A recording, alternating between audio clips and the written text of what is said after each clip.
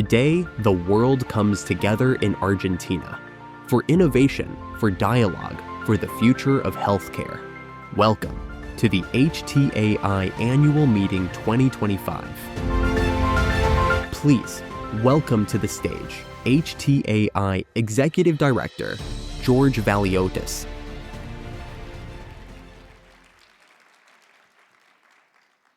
Bienvenidas y bienvenidos. Welcome to HTAi 2025 Annual Meeting in beautiful Buenos Aires. I'm George Valiotis. I'm the Executive Director of HTAi, and I'm so honored and privileged to welcome you here to this really exciting meeting where we hope to connect people, have some fantastic conversations, see what the latest science is saying, learn together, and take some action together. So, I told you I'm George Valiotis and I'm Greek, but I live in Scotland and I've traveled here to work for a Canadian organization. And now I want to know about you. I'd love to know, where in the world are you joining us from? Maybe you're from a country you live in or a country you work in. So let's use this Slido. I'm sure you're all familiar with it. You can use your phones to scan the barcode, or you can go to Slido and get the details there. And the results will show up. I can see lots of colors already indicating where people are from. And I can see the diversity in the room, so I'm looking forward to seeing what the final image looks like. What they forget is that I'm very colorblind, so if there's a different color, that's important. I can't help you with that. But we can all see, oh, right, okay, this is easier. Lots of Argentina, fantastic. Lots of Australia, but also Poland, Switzerland, Brazil. Brazil is growing. Canada, of course, Catalonia, lots more Brazil, Rio de Janeiro, Taiwan, Ghana, Chile, Thailand, Peru, Egypt, Pakistan, Geneva, even the Faroe Islands. I can see how far and wide. Let's see what else comes in. USA, Spain, Sweden, Singapore. We've nearly got every country. Oh, and I see Scotland as well. Hello, colleague.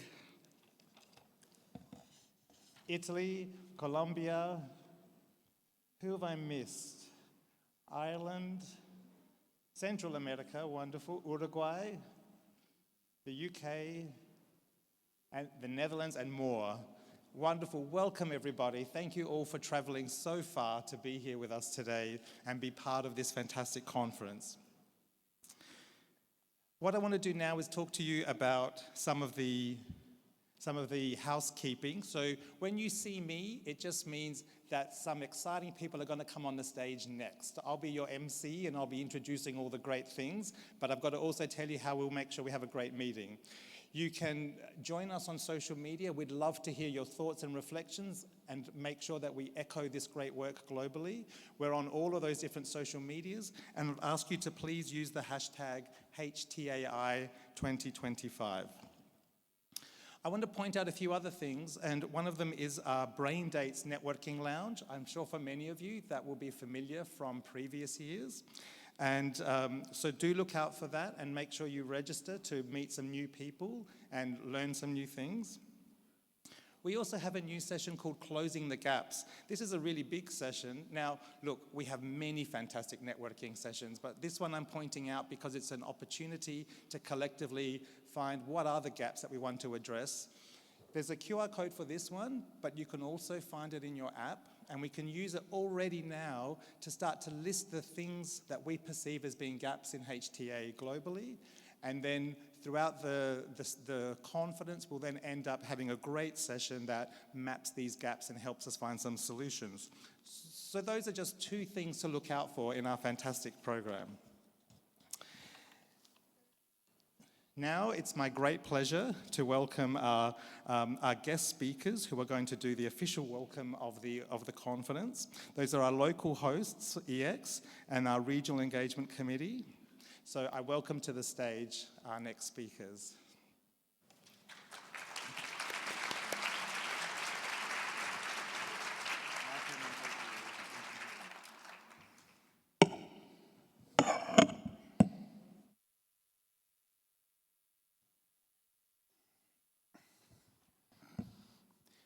Well, I am really delighted of you being here in our country, or my country, and also I'm the co-chair of the Regional Engagement Committee with Adriana Robayo from Colombia and Lucien Bonen from Brazil.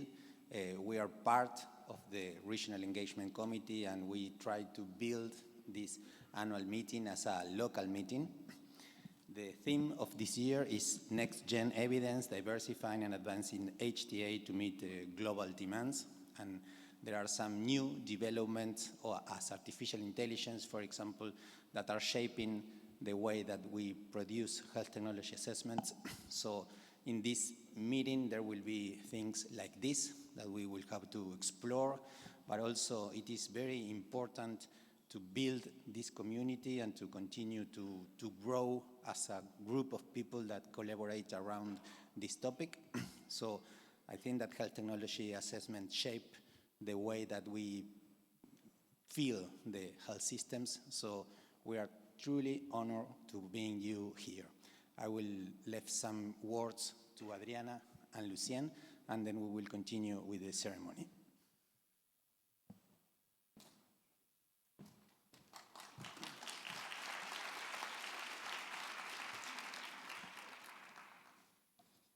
Thank you, Sebastian. Good morning for all.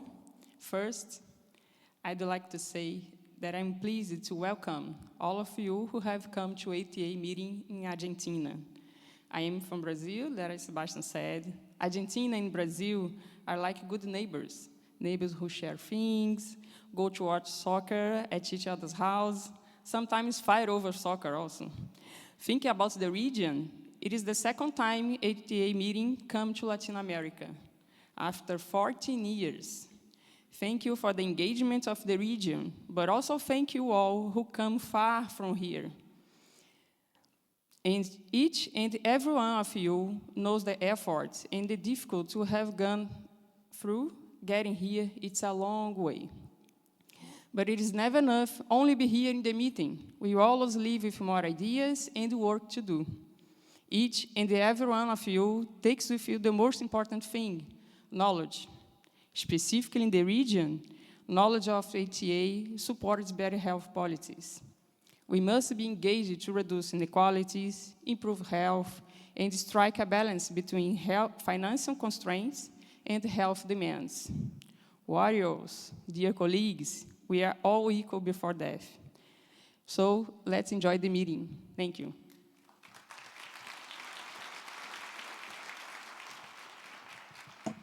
Hello to everybody. Please, I'm going to be too short. Please enjoy this academical program, make new friends from HTAi community and from around the world, and enjoy this magnificent city. Buenos Aires is different, but it's the good way to explore in Latin America and all this diversity and culture. Make new friends. Thank you. I'm going.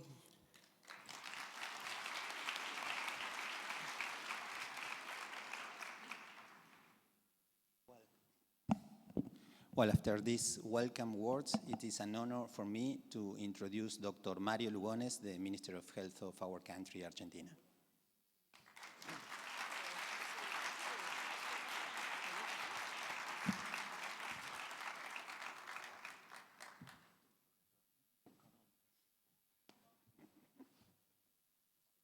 Buen día.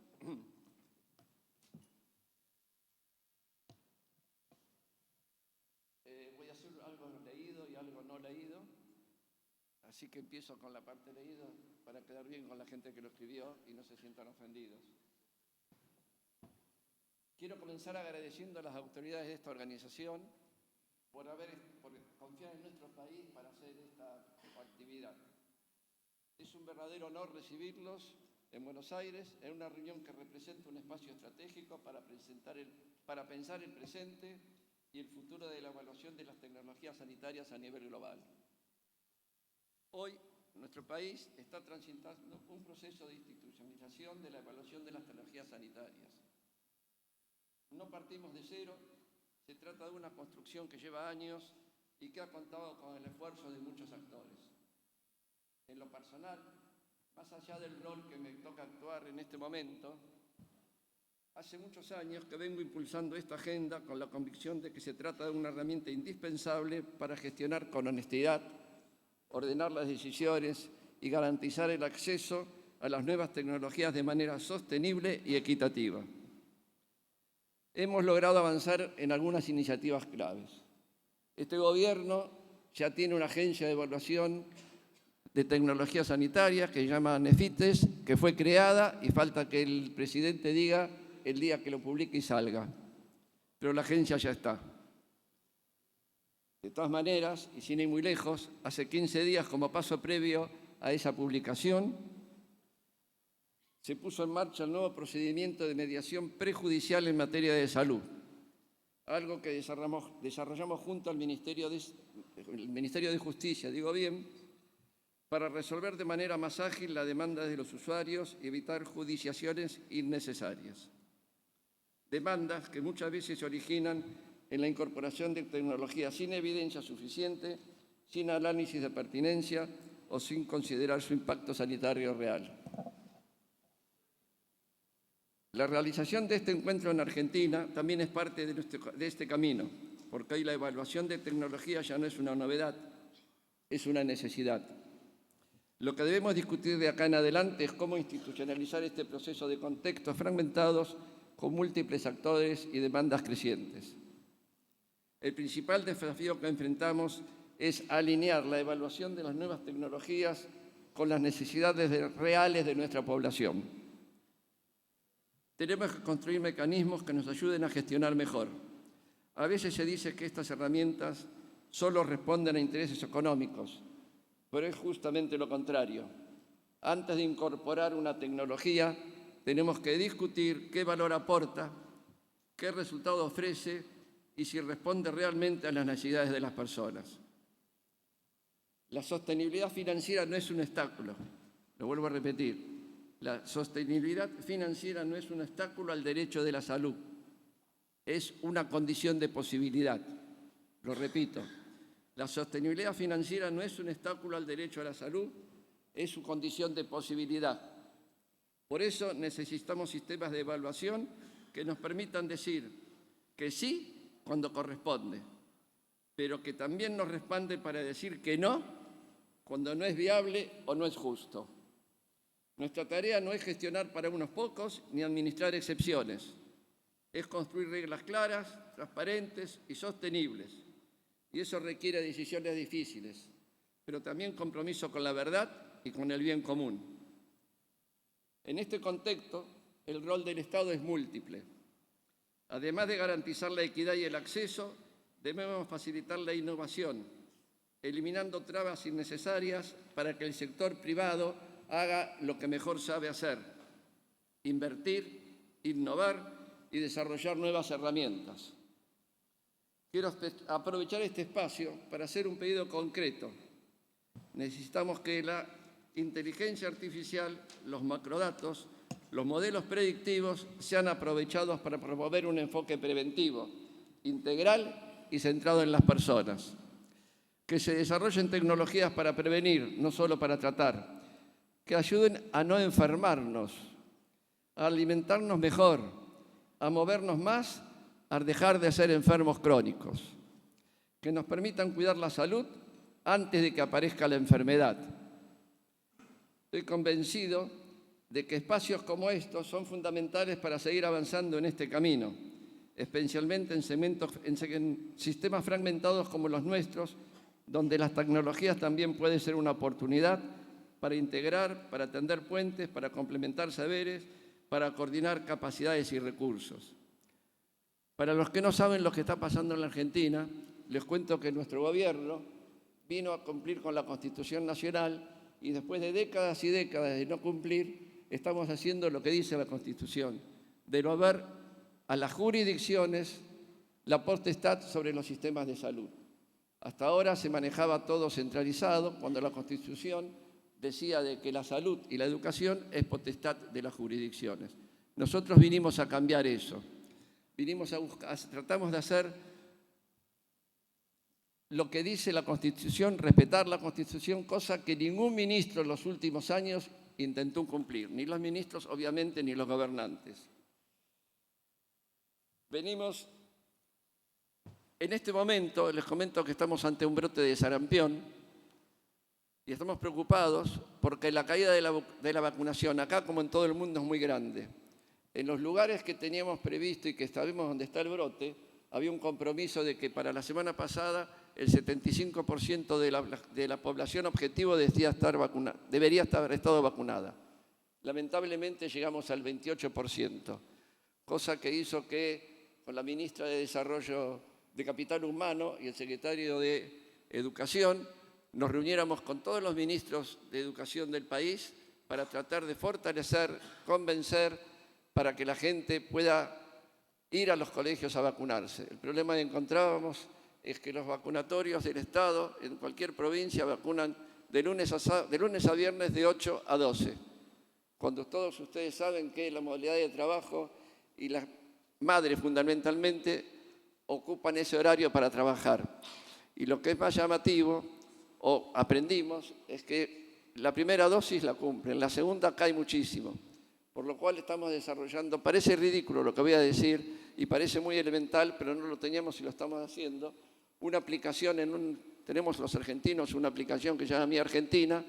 Estamos desarrollando en esa aplicación tener el carnet del vacunatorio, del vacunatorio nacional, y donde le pueda mandar a la madre la alarma de cuándo le corresponde vacunarse a esa persona. ¿Voy rápido? Porque veo casi así con gestos con la mano y no sabía si era que voy rápido o voy despacio. Estamos preocupados. Por acá había una señorita de Brasil. ¿Dónde está? Que se subió al escenario. Bueno, no la veo. Estamos preocupados y lo charlamos el viernes. La Argentina fue en los últimos 6 meses presidente pro tempore del Mercosur. El viernes tuvimos que entregar la presidencia, en lo que a mí respecta, entregué la presidencia en salud y estuvimos charlando mucho con los ministros fuera del orden del día y sobre todo con el ministro de Salud de Brasil, que es el que tomó la posta para ser presidente por los próximos 6 meses, con respecto a los medicamentos autorizados en fast track, para ver cómo hacemos para que esos medicamentos puestos en fast track no entren directamente. Yo estoy convencido, y lo digo en todos lados, que para que un medicamento entre al mercado directamente tiene que cumplir un periodo prolongado, habrá que discutir qué es lo prolongado, pero de follow-up. Me parece que hace poquitos días, no sé si 15 días o 20, en algún lado puse como ejemplo que las vacunas del COVID no se habían comparado contra placebo. Hay una ONG en la Argentina que se llama chequeando.com que me desmintió diciendo que sí se había hecho placebo, pero le faltó decir que cuando apenas se dijo que la vacuna servía, se llamaron a los que no habían recibido la vacuna y les dieron la vacuna. Conclusión, en mediano o en largo plazo no tenemos estudio comparativo.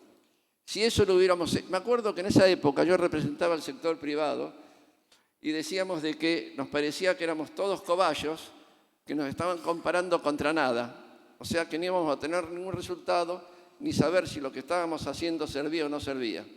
Hoy las redes pueden leerlas o pueden ver lo que está pasando en Estados Unidos, donde está en discusión la evidencia si las vacunas sirvieron o no sirvieron, si las vacunas de ARN sirven o no sirven.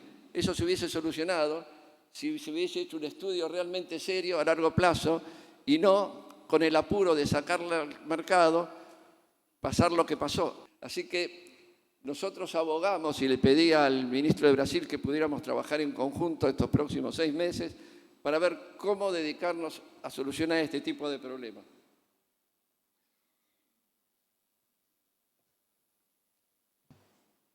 Les doy la bienvenida a nuestro país y les invito a aprovechar este espacio para intercambiar ideas. Lo más importante, cuestionar las cosas que hemos hecho y construir nuevos caminos. Hubo un personaje en la política muy importante, lamentablemente importante acá en la Argentina, que dijo que la duda era la jactancia de los intelectuales. Para mí la duda es lo que mueve, el interés es lo que mueve el conocimiento. Así que les pido que rechequeen, duden, no se preocupen por dudar. La duda es lo que nos hace movernos y nos hace ir para adelante.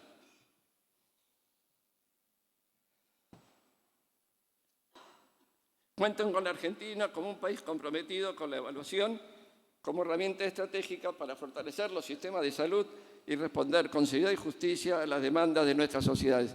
Espero que tengan un excelente congreso, que puedan sacar las mejores de las conclusiones y que dejemos los conflictos de intereses que todos tenemos de lado. Gracias.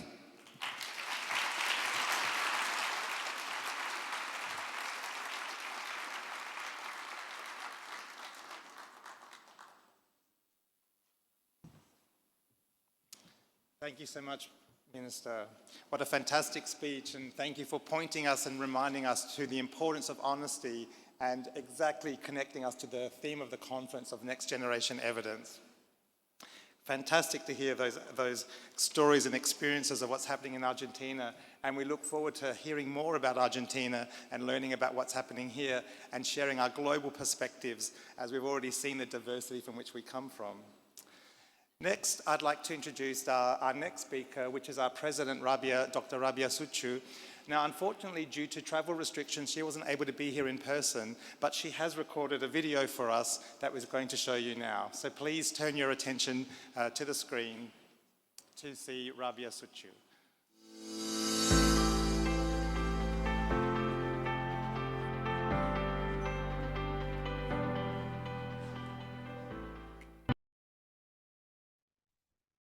Good morning, dear colleagues and dear friends. I would like to extend a warm virtual welcome to the HTAi 2025 annual meeting in Buenos Aires. Queridos colegas y queridos amigos, buenos días. Bienvenidos a la reunión anual HTAi 2025 en Buenos Aires. While I wish I could be with you in person, it's an immense privilege to stand before you today as President of HTAi, especially as we gather here, united by our shared commitment to improving health outcomes worldwide through evidence-informed decision-making. This conference is a testament to our collective dedication, expertise, and the vital role that HTAi plays in shaping equitable and efficient healthcare systems. As we embark on this exciting week of learning, collaboration, and innovation, I want to bring our attention to a critical challenge that has profound implications for global health. The recent and concerning reduction in funding for global health initiatives. Following a period of significant investment and heightened awareness during the pandemic, we are now observing a troubling shift, with resources being diverted or simply shrinking. This isn't merely an abstract budgetary concern. Its impact is tangible and deeply concerning. Across the globe, this reduction affects the very fabric of healthcare systems, particularly in low and middle-income countries. It means essential immunization programs may face setbacks. Progress against infectious diseases like malaria and tuberculosis could stall. And efforts to strengthen primary healthcare infrastructure are undermined. Lives are directly affected as access to life-saving medicines, diagnostics, and trained healthcare professionals becomes more uncertain.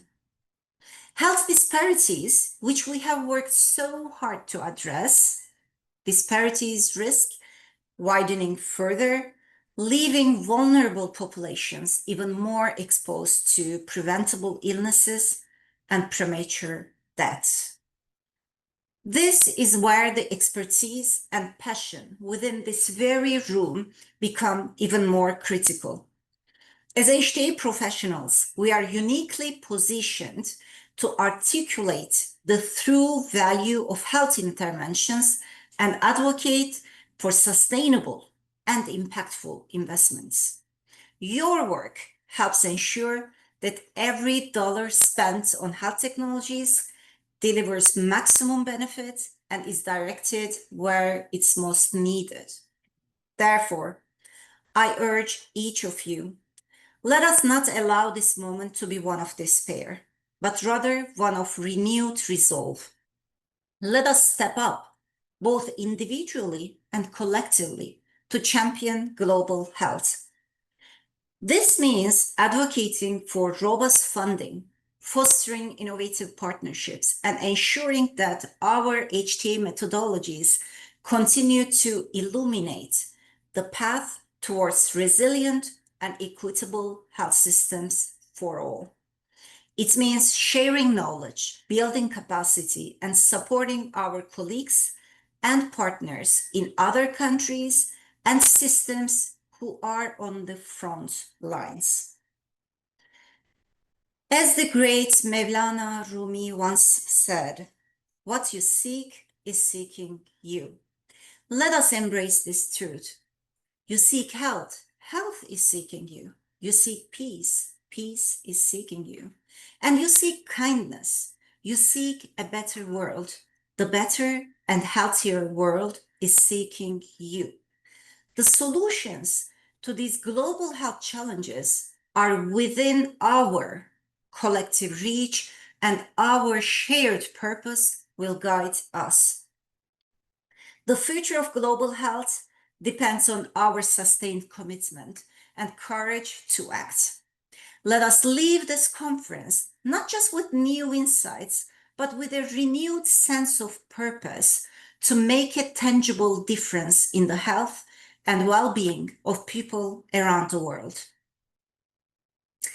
It's always exciting when our global HTAi community gathers, but this year there's something truly special about being here in Argentina. Not only is this country at a critical and inspiring moment in its HTAi development, but it also represents the kind of transformation that is possible when evidence and policy align with purpose. The annual meeting is where connections come to life.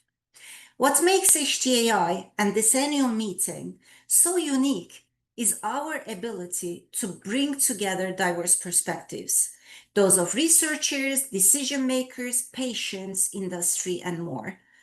That diversity is our strength. It ensures that the conversations happening this week are not only rigorous, but relevant, but even more important, they're impactful. As you move through the sessions and discussions over the coming days, I encourage you to listen widely, speak openly, and share generously. To our Argentina hosts, thank you for welcoming the global HTAi community at such a meaningful time in your journey. We're proud to be part of this journey with you. I look forward to hearing the ideas that start here in Buenos Aires and watching them grow and spread over time. Thank you, and I wish you a productive and inspiring conference. Gracias.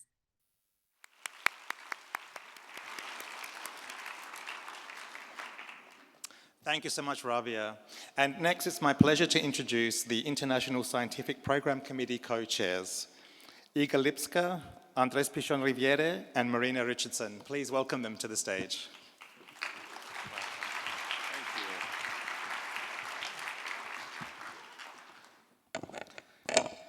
So, good morning, friends, colleagues. My name is Andres Pichon-Riviere. I am the director of the Institute for Clinical Effectiveness and Health Policy. The Institute is a non-for-profit research institution in Latin America. We are a WHO collaborating center and the local host institution of this meeting.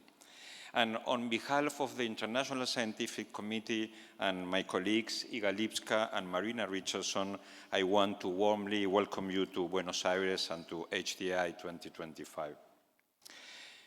I think that we are living really very exceptional times, just not in the way many of us had hoped. After a global pandemic that revealed the power of science, the power of public health, we might have expected stronger health systems, a renewed sense of unity around public health, around vaccines, science and equity. But instead, we have seen public confidence shaken, scientific threats openly questioned, health authorities supporting anti-vaccines positions, and many countries cutting health budgets to increase defense spending. And our HTAi community has not been immune. Many panelists, researchers, and participants couldn't attend this conference. They were laid off, denied permission to travel, or lacked institutional support to attend. And at the global level, the withdrawal of major donors from WHO or the situation with USAID is already having real consequences, especially in low and middle-income countries. The war in Ukraine has reshaped spending priorities in many countries, and long-standing challenges of inequality, limited resources, and lack of access persist. Low and middle-income countries, Latin America, Argentina, are not strangers to these challenges, from access gaps to financial constraints that demand better, smarter use of evidence in health decision-making. In this context, HTAi itself is being tested. In addition to this broader global context, we face new pressures, rapid advances in artificial intelligence, gene therapies, climate change, growing societal polarization, and political instability. These are not just technical challenges. They call for new methods, of course, but also for a renewed sense of purpose. So this week's program will reflect these concerns and opportunities. Today, in the first plenary, we will explore the big question, what should be the role of HTAi? Tomorrow, we will focus on the methods and tools needed to fulfill this role. And in the final plenary, we will discuss who should be involved and how we can ensure broader participation in shaping HTAi for the future. These 3 days are guided by those questions, and in every panel, presentation, and hallway conversation, we hope those themes will come alive. The world needs HTAi, perhaps more than ever, but maybe not just the HTAi we have known, maybe something more adaptive, inclusive, and responsive to the challenges ahead, and more impactful. In a world that feels fragmented, our work can help build bridges. Evidence can be a tool for dialogue and for designing policies that reflect both science and social values. So thank you for being here. Thank you for the work that you do every day. Thank you for being part of this evolving conversation. Together, we can shape an HTAi that meets this moment and rises to the next. Thank you very much.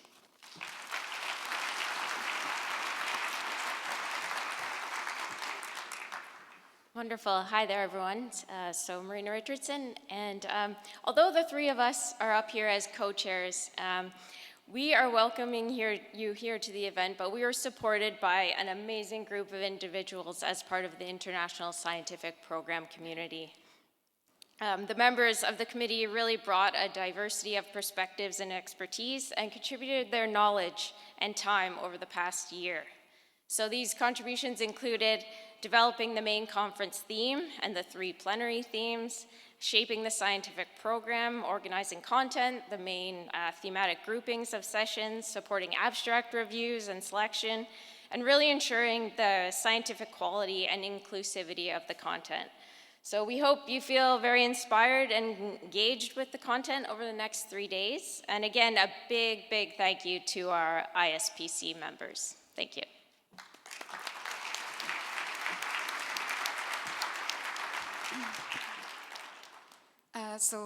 My name is Iga Lipska, and on behalf of International Scientific Program Committee, I would like to thank you also, all of you who submitted your work Actually, I know there are some of you who submitted several abstracts, so we would like to appreciate that. And we are excited to invite you for this scientific journey. So get ready to be both inspired, but also challenged, perhaps from time to time at least. Open your minds for next generation. Having said that, I would like to welcome our keynote speaker, Boy Eliassen. Boy is the Executive Director of the Movement Health Foundation and Honorary Fellow in Futures of Health, Copenhagen Institute for Future Studies. Boy brings global expertise in digital transformation, public health strategy, and data-driven prevention. He pioneered the FAR Gene project, and he has held advisory roles with WHO, World Economic Forum, the Robert Bosch Academy. His work focuses on future health systems, integrating digital tools and equity into health decision-making. Boy is a true health systems futurist. Boy, the floor is yours.